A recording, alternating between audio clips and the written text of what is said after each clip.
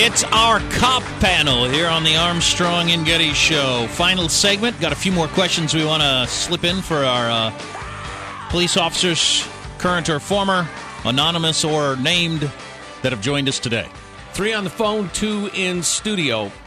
What's the worst thing you guys have ever seen, had to deal with on the job, and how the hell do you not let it just gnaw away at your soul? How about Mr. Z on the phone? 2 that really come to mind. One was a guy who was beheaded in a car accident, and one was a 7-month-old baby that had strangled by a phone monitor cord accidentally. You deal with it, and it sounds bizarre, but you got to have a sense of humor about things. You can't take it home with you. You just can't let it eat at you. You got to find a different hobby. Fishing, whatever, just something to take your mind off it. Scott on the phone, any thoughts? Yeah, dead infant. That was the worst one. I still remember my first one, street name and everything, and it's just a horrible thing to see, horrible thing to deal with, and just got to, just shove it right back down and cram it down and just let it fester, I guess. I don't know. I mean, I know it's not healthy, but...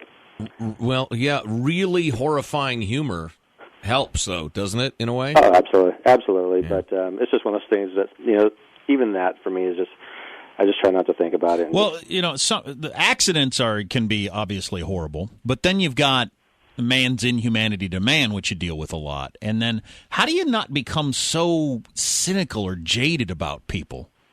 To where you do? Absolutely. Well, you have to surround yourself. Yeah, you got to surround yourself with non-cop people to help balance that out. Because, really, I mean, you meet some really great people on this job who did not sign up to be victims, and some of the horrible stuff that happens to them, it's unbelievable. Mr. X, you're a retired guy now. Were you able to keep your mental health, more or less? I really tried to. I mean, again, now that I'm looking back at my career in hindsight, I'm understanding that so many of these memories are still there, and they're just all coming back. Sometimes when I'm not doing anything, it'll just flood back, and I'll have 5 or 6 really disturbing memories in a row that I didn't do anything to trigger them. They just come. And I didn't even realize for 26 years that I was burying all these memories, and they're still there. Wow. There's things now, though, that are in place that are better than before. Before, it was like, you just be a tough guy, walk on, and drink yourself to unconsciousness. Now there's, we've got shrinks built in all over the place, and that'll help you through a lot. Does that help? It helped me. I had a dead little boy, and I had to, I've had a lot of them actually over the years, but the worst part about it was seeing Dad come into the emergency room wondering what happened to his kid, and me looking over at his kid, my God, and then having to tell his dad, and that was horrible for me, but the shrink helped me get into perspective, because you can't sleep. Al in the studio, I'm hearing a little blood and guts, but I'm hearing mostly about kids. Tragedy befalling kids. Would you agree, or what have you found tough to take? No, seeing the kids is really, really bad. I've watched people bleed out over arguments over an iPod. Yeah. I get by. My wife is very strong, so I have that support structure where I can go home and talk about it. Mm-hmm. But other than that, yeah, it's the same for everybody. No, definitely not. And then so, just hearing those stories, somebody texted me this question, and it's a good time for it now. How do you then deal with the fact that there's a giant segment of society out there that hates cops? They hate you. They think you're a bad thing, that you're a net negative on society. Yeah. But we're the first ones that they call when they're the victim. Yeah. Well, that's those types of folks, they can't handle their own problems, so they call us. Right. And those are the ones that hate the cops, the ones that can take care of their own business, they ain't calling us. When we've done ride-alongs, and I guess from watching Cops, it became pretty obvious to it that it seems like you cops, you babysit a certain segment of society that does all. Because I never have any interaction with the cops ever in my life. My parents never did. My brothers don't. So we don't. And then there's certain families that always do. Yeah. I had a call once. My buddy Blair and I were working a night shift, and we got called to a fight in progress. So we're screaming through town, lights and siren. We get to this house up in a part of our city, And we walk in, and this dad comes to the door, and the fight in progress was the 17-year-old and the 13-year-old fighting over the Cheerios. And they called 911 for a fight in progress. Serious. And, you want to strangle the parents, Are you guys on first-name basis with any regulars in your jurisdiction? Oh, yeah. We got our usuals. I mean, most of the time we're just the sober adult that arrives to try to resolve all this stuff. That's well put. Yeah. Nice. All right, let's take a question from Lance, who is an ex-cop, as I understand it. Lance, how are you doing? Good. How are you? Good. Fire away. I want to say hello to Ralph there, too. I used to work with Ralphie. Hey, what's going on, Bubba? Hey, how's it going?